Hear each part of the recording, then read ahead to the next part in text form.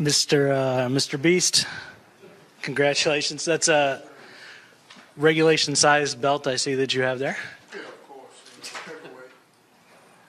Tell me about that. We saw you on TV, I think, with it. You're going to carry that around for a while? Yeah, I'm going to carry it around for a while. You know, I'm interim heavyweight champ. So we just see what's next, you know. Tell me about the fight. It was kind of hard to hear you in your post-fight interview in the cage. What hurt when he kicked you? And obviously it hurt pretty bad. I mean, it was more of I'm just trying not to shit on myself, you know, because I'm holding my gas in and trying to breathe at the same time. I just didn't want to shit in front of national TV. That's all that was. It happens to everybody once in their lifetimes. That's what I've heard. I didn't want to have not on TV, because especially with this internet going around, making memes of me and all of that. Nah, I can't have that. I'm Charlie Brown.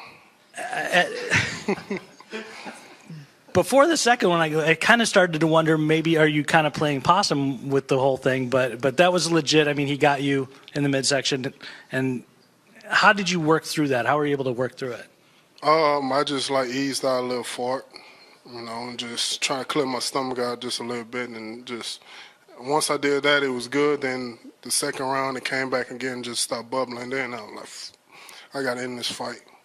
I mean, you had talked about that earlier in fight week, that you needed to be more aggressive than you were in Albany.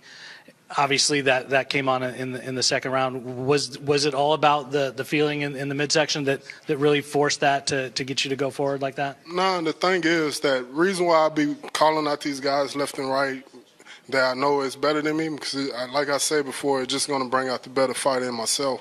And I believe Travis, he's better fighter than me, all the way around, mixed martial artist.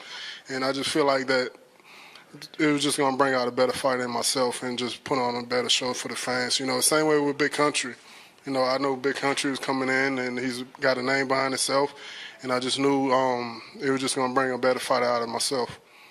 You satisfied with the performance you put on tonight because of the fact that you weren't happy with how things went in Albany, and maybe weren't happy with how things went completely in the Roy Nelson fight? Yeah, I'm a little bit satisfied than I was my last fight, you know, but I still feel like there's a lot of stuff I need to work on. You know, I still need to get behind my punches and stuff like that and work behind my jab. But the thing is, I hate throwing jabs.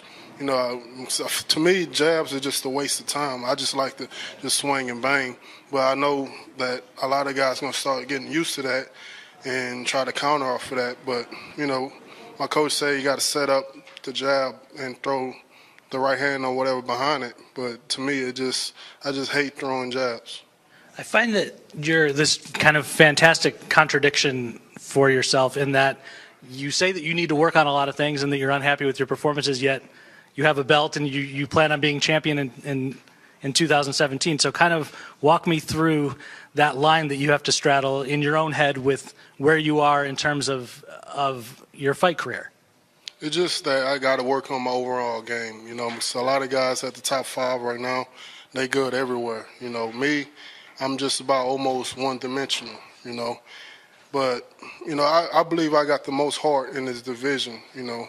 And so my heart carried me throughout my whole 6-fight win streak or whatever. You know, it carried me my whole way. Make sure you see that I'd be losing the first or second round, in the third or fourth round or whatever. You know, that heart, that beast mode just kick in automatic by itself. And I just thank God for that.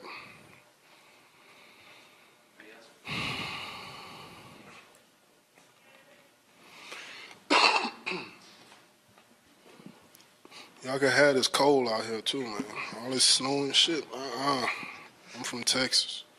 You said before this fight that you thought the winner of Overeem and Mark Hunt would be a good matchup for you next. Is that kind of what you're eyeing right now? It's only a couple weeks away.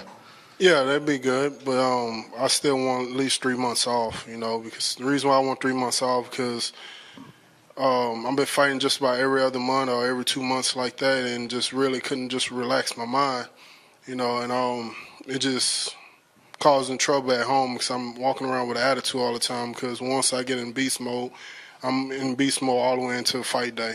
So I just want to relax my mind a little bit and work on things at my house. Yeah, you still don't want them to call you for at least 3 months, I right? don't want them to call me. You know, I already blocked my coaches and my managers already. Like there's some side chicks and say, do not answer. Put their name, do not answer. And what did you think of the stoppage? I think a lot of people thought Mario Yamasaki got in there at least a few shots too late. What's that? What did you think about the stoppage? I think a lot of people thought Mario Yamasaki got in there a few shots too late, that Travis was probably done, before those last couple on the ground.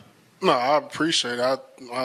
Shit. Well, yeah, I give him $1,000. I appreciate it for letting the fight go a little longer than what it was, because I just wanted to get all my anger out on Travis' face anyway, because he liked to hit on women. So I appreciate him for doing that. All right. Anybody else? Anybody else? Nope. I keep it real. You're all set. Thanks, Derrick. Thank y'all, man. Appreciate Canada. Thank y'all. Y'all can have the snow. I'm going back home to Texas. Really?